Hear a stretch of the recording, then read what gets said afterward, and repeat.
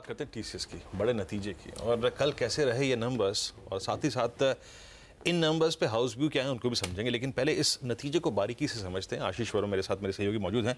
आशीष, morning, exactly numbers कैसे रहे और ऑपरेशनल फ्रंट पे क्या इतने दमदार रहे कि मैं ये कहूँ कि ये स्टॉक जो कि अपने 200 डे पे बैठा है, यहाँ से एक बहुत स्ट्रॉन्ग पुल बैक देगा, या फिर किसी बड़े वॉल्यूशन का खतरा इन नंबर्स के बाद बनता है? आशीष, नंबर्स मिक्स्ड बैग है। अब मिक्स्ड बैग मतलब मिले जुले। अब ऐसा क्यों कह रहा हूं मैं?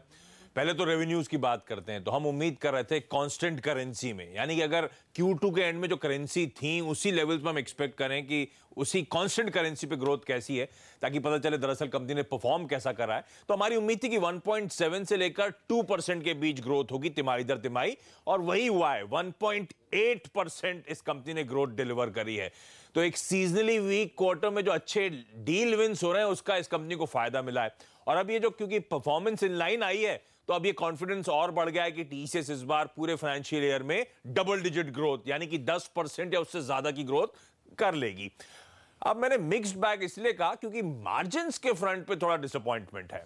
हम उम्मीद कर रहे थे कि जो रुपए में कमजोरी है उसके चलते मार्जिन 10-20 बेसिस पॉइंट्स कुछ नहीं तो सुधर जाएंगे, पर मार्जिन दरअसल 90 बेसिस पॉइंट्स, या आसान शब्दों में समझिए आप 1% मार्जिन में दबाव देखने को मिल रहा है। अभी दबाव की वजह है क्रॉस करेंसी। जैसे हम डॉलर रुपये की बात करते हैं, वैसे यूरो हुआ, पाउंड हुआ, ऑस्ट्रेलियन डॉलर हुआ, ये ट्रांसलेट होते हैं अमेरिकन डॉलर में, तो उसमें थोड़ा सा नुकसान, उस ट्रांसलेशन में नुकसान हो गया। साथ साथ कॉस्ट ऑफ डूइंग बिजनेस, यानी कि जो धंधा आ रहा है उसके लिए इस कंपनी को खर्च थोड़ा ज्यादा करना पड़ रहा है, ये एक इशू है, और इसलिए मार्जिन के फ्रंट पे एक मिस देखने को मिल रहा है। पर हाँ, ऑपरेशनल परफॉर्मेंस दिक्कत भरी जरूर है, लेकिन कुछ इंटरेस्टिंग हाईलाइट्स भी हैं। जैसे कि डिजिटल से कंट्रीब्यूशन बाजार क्लोजली देखता है, वो बढ़कर अब 30% कुल रेवेन्यूज का पहुंच चुका है। बैंकिंग फाइनेंशियल सर्विसेज जो सबसे इंपॉर्टेंट वर्टिकल है, उसमें Q1 में 4% ग्रोथ थी, उसके बाद 6, 6.25 हो गई थी, और अब 8.5% ग्रोथ ये कंपनी कर पा रही है। और साथ साथ रिटेल सीजनली वीक क्वार्टर में वहां पे 10-10.5% की रेवेन्यू ग्रोथ दिखाया है। तो कुछ इंटरेस्टिंग हाइलाइट्स भी हैं। अब ये जो बैंकिंग फाइनेंशियल सर्विसेज की मैंने बात करी है, इसको लेकर इस कंपनी का मैनेजमेंट भी बड़ा कॉन्फिडेंट साउंड कर रहा है। तो राजेश गोपीनाथन साहब ने कल जब प्रेस कॉन्फ्रेंस करी थी, तब उन्होंने स्पेसिफिकली हाईलाइट करा कि वो BFSI को लेकर किस तरह से बुलिश हो रहे हैं। सुनिए एक बार। If you look at it, it went from 4% to 7% to 8.6% this quarter. So it is steadily improving Q on Q. And especially in the North America sector, BFSI is doing quite well. In fact, North America BFSI has done well for us, and insurance overall has done quite well for us. So we're quite positive about the momentum that we see in BFSI. It's difficult to say when it will cross a certain threshold, but if it continues in its current journey, we will be exiting the year close to a double-digit kind of a growth rate. अब BFSI का देखिए confidence है, और BFSI का importance इसीलिए क्योंकि BFSI वो इतना इंपॉर्टेंट वर्टिकल है कि कुल रेवेन्यूज का 1/3 वहां से आता है। अब आपने कहा ये स्टॉक का रिजल्ट्स का स्टॉक को सपोर्ट करेगा या नहीं, तो रिजल्ट्स में डिसअपॉइंटमेंट तो है, वो ऑपरेशनल परफॉर्मेंस का। तो जो भी मैं साल के मार्जिन्स का अप्रोक्सीमेशन लेके चल रहा था, उसमें मार्जिन्स में कट देखने को मिलेंगे, और ब्रोकरेजेस जो हर्षद हाईलाइट करेंगी वो भी शायद इसी बात को हाईलाइट करते हुए नजर आए। तो ऐसे में एक तो ये स्टॉक वैसे चला नहीं है, ये रिजल्ट्स में इतना दमखम नहीं है कि ये इसमें उछाल देखने को मिले, पर TCS उस तरह का स्टॉक है कि किसी भी कमजोरी में सारी ब्रोकरेजेस, सारे एक्सपर्ट्स आपको कहेंगे गिरावट में खरीदारी करने का ही मन बनाना चाहिए, तो इवेंचुअली यही कॉल होगा। पर ये रिजल्ट्स में इतना दमखम नहीं है कि इसको देखते देख के आप कहेंगे कि सपोर्ट लेके तेजी दिखाई स्टॉक की।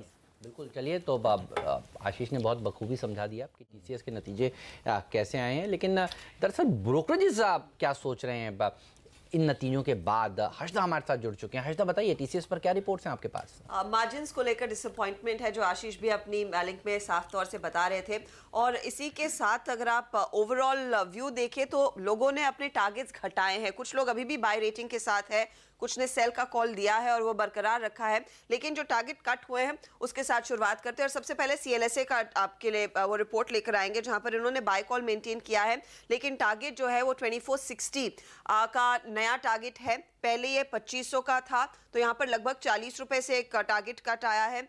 मक्वायरी ने आउट परफॉर्मर की रेटिंग दी है, लेकिन 2345 से टारगेट घटाकर अब 2291 रखा है।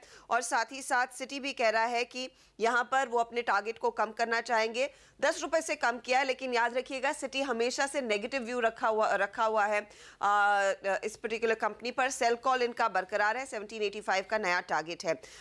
मॉर्गन स्टैनली हाउएवर कह रहा है कि ओवरवेट की रेटिंग के साथ ये बने रहना चाहेंगे 2260 के टारगेट के साथ। और क्रेडिट स्विस ने 1775 का कॉल दिया है। ज्यादातर ब्रोकरेजेस ये कह रहे हैं कि रेवेन्यू परफॉर्मेंस इन लाइन है, एक डिसेंट परफॉर्मेंस है, लेकिन मार्जिन मिस हुआ है।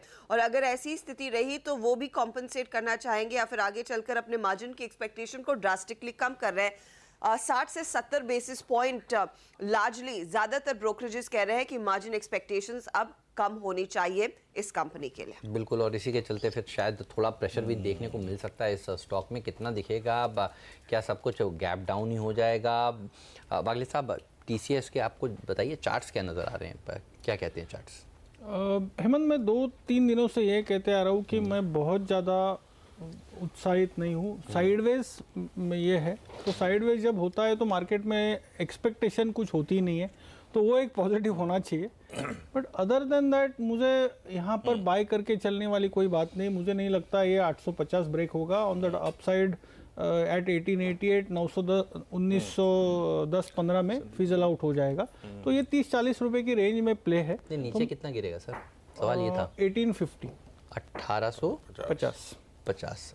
लेकिन खैर इस प्रश्न को थोड़ा सा एक्सटेंड बड़ी मूव इसके नीचे ही आ सकती है। 1850 टूटने चांसेस टूटता है तो फिर कहाँ तो फिर 100-150 रुपए गिर सकता है। ओके, हमारे साथ संदीप जैन भी हैं। संदीप, गुड मॉर्निंग कार्यक्रम में स्वागत है आपका। संदीप, आपने टीसीएस के नंबर्स को देखा होगा बारीकी से, आपका आउटलुक क्या है? यहाँ पर कोई बाय की गुंजाइश बनती है नंबर्स के बाद या फिर कंप्लीटली अवॉइड? पहले तो सीएनबीसी आवाज को जन्मदिन की हार्दिक शुभकामनाएं, हैप्पी बर्थडे सर। और कई सालों से मैं भी आ रहा हूँ, इनफैक्ट आज 2006 से मैं भी आ रहा हूँ, 13 साल से, और देखा मैंने किस तरीके से सीएनबीसी आवाज ने हर महीने में ग्रो किया है। भले ही वो व्यूअरशिप हो, भले ही वो क्वालिटी हो, हर चीज़ में बहुत बेहतरीन है। और सबसे ज़्यादा तो मुझे सारे जो एंकर्स हैं वो बहुत अच्छे लगते हैं, पूरी टीम बहुत अच्छी लगती है, सालों से काफ़ी टच में रहता हूँ। तो अब टीसीएस की बात आई तो मैं टीसीएस की रिजल्ट्स में मैं कल शाम को था एनालिसिस के लिए आशीष के साथ, और मुझे ऐसा लगता है कि देखिए ये रिजल्ट बहुत ज़्यादा एक्साइटिंग तो नहीं है और मार्जिन के फ्रंट पे निराश किया है, बट फिर भी मुझे ऐसा लगता है कि बाइंग की जो कॉल है मेरा one of the favourite stocks रही है, और मुझे ऐसा अभी भी लगता है कि स्टॉक के साथ बने रहना चाहिए। और बहुत ज़्यादा डाउनसाइड मुझे दिखती नहीं है। ऑलरेडी एक अंडर परफॉर्मर रहा है पिछले कुछ 3-4 महीनों में। देखिए 2200 रुपये के लेवल से ऑलरेडी ये 1880-90 के लेवल्स पे चल रहा है, तो बहुत ज़्यादा घर नीचे जाने का है नहीं। तो मेरे हिसाब से 1810 से 1850 एक अच्छा सपोर्ट है और इससे नीचे जल्दी से जाता हुआ नहीं लगता है। और जो बीएफएसआई सेगमेंट का वॉल्यूम्स बढ़ा है, बट वहाँ पे थोड़ा मार्जिन्स का प्रेशर रहा है, रीजन बीइंग कि वहाँ कंपटीशन भी बहुत है। बट फिर भी मुझे ऐसा लगता है कि स्टॉक को नीचे आए तो लेके ही काम करना चाहिए, बाइंग की अपॉर्चुनिटी ढूंढनी चाहिए। ओके, चलिए ये रही बात टीसीएस की, और जब बाजार खुलेगा तो इस पर एग्जैक्टली अगर आप देखें लेवल्स क्या रहेंगे क्या नहीं रहेंगे, कौन सा लेवल वॉलेट होगा तो ज़्यादा मंदी आएगी, बात करेंगे उस पर। लेकिन अभी हर्षदा के पास एक बार फिर से चलते हैं, और टीसीएस के ऊपर हाउस व्यूज़ के बाद कुछ और बड़े हाउस व्यूज़ आए हैं और कुछ अच्छे स्टॉक्स पे। आईटीसी जिसने काफ़ी अगर आप देखें अच्छा रनअप दिया है। हर्षदा, यहाँ पर क्या आउटलुक निकल के आया हाउस व्यूज़ का? इनफैक्ट सीएलएसए की गोदरेज प्रॉपर्टीज और आईटीसी पर रिपोर्ट है। आपने आईटीसी पहले कहा तो उसी के साथ शुरुआत करते हैं। इनफैक्ट इन्होंने बाय की रेटिंग बरकरार रखी है और टारगेट 10 रुपए से बढ़ाया है। 400 है नया टारगेट सीएलएसए का आईटीसी पर, पहले 390 था। इलेक्शंस अराउंड द कॉर्नर है, उसके मद्देनजर इन्होंने कहा है कि तेजी की पोजीशंस बनी रहनी चाहिए। साथ ही साथ उन्होंने कहा है कि GST tax changes unlikely at the moment. Tobacco tax पिछले 18 महीनों में बदला नहीं है। 13 जीएसटी काउंसिल मीटिंग हो गई है, तो अब वो थोड़े से बेटेड ब्रेथ के साथ कह रहे हैं कि तेजी की पोजीशंस कर लेनी चाहिए, इसीलिए सिर्फ 10 रुपए से टारगेट बढ़ रहा है। दूसरी तरफ गोदरेज प्रॉपर्टी पर जो सीएलएसए की रिपोर्ट आई है, उन्होंने कहा ये टॉप परफॉर्मर रहेगा, टॉप पिक रहेगा प्रॉपर्टी बिजनेस में। 1024 का टारगेट वो लेकर चलेंगे। वॉल्यूम रिकवरी थोड़ा सा सेटबैक है, लेकिन ये एक टेम्पररी फिनोमेना है। अफोर्डेबिलिटी धीरे धीरे करके इंप्रूव होती हुई दिखाई देगी, जिससे वो रीअसर्ट करेंगे कि हाँ प्रॉपर्टी बिजनेस में अभी भी कुछ दमखम बाकी है और गोदरेज प्रॉपर्टी के साथ वो बने रहना चाहेंगे। इसके अलावा बंधन बैंक रेडार पर रहेगा। बंधन के नंबर्स अब आ चुके हैं और उसके बाद हमने देखा स्टॉक में एक रैली भी आई, लेकिन मक्वायरी ने एक अंडर परफॉर्मर की राय दी है। टारगेट कटा है और करीब 560 पहला टारगेट था, उसको काटकर अब ये ला रहे हैं 400 पर, तो लगभग 150 रुपए तक का टारगेट कट इन्होंने किया है। उनको लग रहा है कि यहाँ से गृह एक्विजिशन का सबसे बड़ा रिस्क रहेगा, इसीलिए वो थोड़ा सा अपने एस्टिमेट को कम करना चाहेंगे। अंडर परफॉर्म कर सकता है ये शेयर। यूबीएस की 2 रिपोर्ट्स है गैस स्पेस पर। आईजीएल रेडार पर है, न्यूट्रल का कॉल, लेकिन टारगेट आया है अब 300 पर। पहला टारगेट 235 था, तो टारगेट बढ़ा है।